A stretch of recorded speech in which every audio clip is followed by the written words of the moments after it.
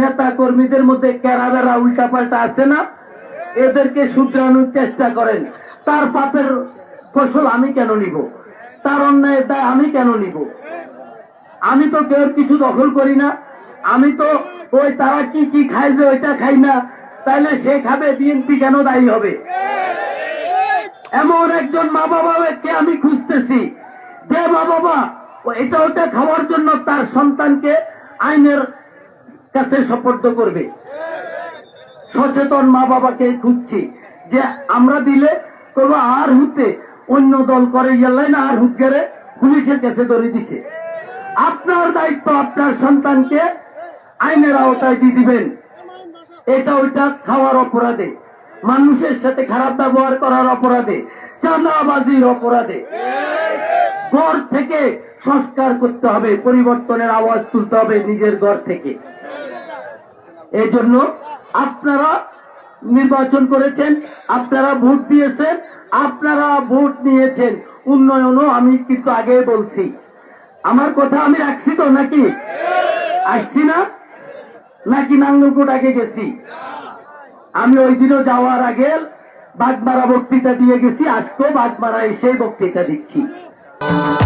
ভবিষ্যৎ হোক নিরাপদ, বিনিয়োগ হোক বিশ্বস্ত, আর আমার পছন্দ সল্ট বে। ওয়েলকাম টু সল্ট বে। তা আপনারা যদি আমাকে হাত তুলি সালাম দেন, আমিও কিন্তু ওয়ালাইকুম সালাম হাত তুলি বলবো। আমি যা চাই আমাকে তার কাছাকাছি দিলেও আমি খুশি, বেশি কিছু আমি চাই না।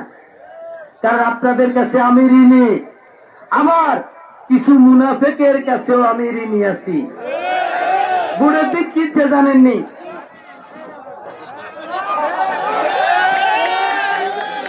এরা কিন্তু আমার দলের বড় বড় নেতা, এরা জামাতকে অর্থ দিয়েছে, অর্থ নিজের বউ জামাতরে ভোট দিছে, দেশের মনিয়ানুত্তর খেতে আইছে সুখসুলাসের লগে হাসি দিব কি অবস্থা?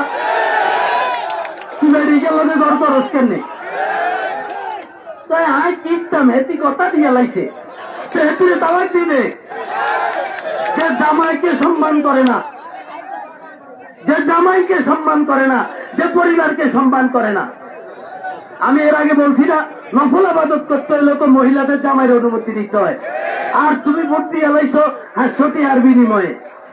আর আমগো নেতারা জামাতের টাকা দিছে, বহুত আর কেতে হেসা হেতা করে সিয়ার আই গেছে। আছে আছে আমার কাছে আছে, দক্ষিণ উত্তর পূর্ব পশ্চিম সব আমি জানি। এখন ওনারা কি করে জানেননি? ঢাকা জায়গায় যায় আল্লাহকে সেলফি তোলে,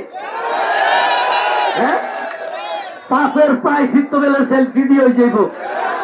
আই এমনি ধরি ইয়ারে সিটিং তুমোড়ের দিন কোনে আসিলি অন্ত তু আইস হেডি আই আবার আর বদনাম করে, নেতা খারাপ ব্যবহার করে। এরকম খারাপ ব্যবহার আমার আজীবন চলবে।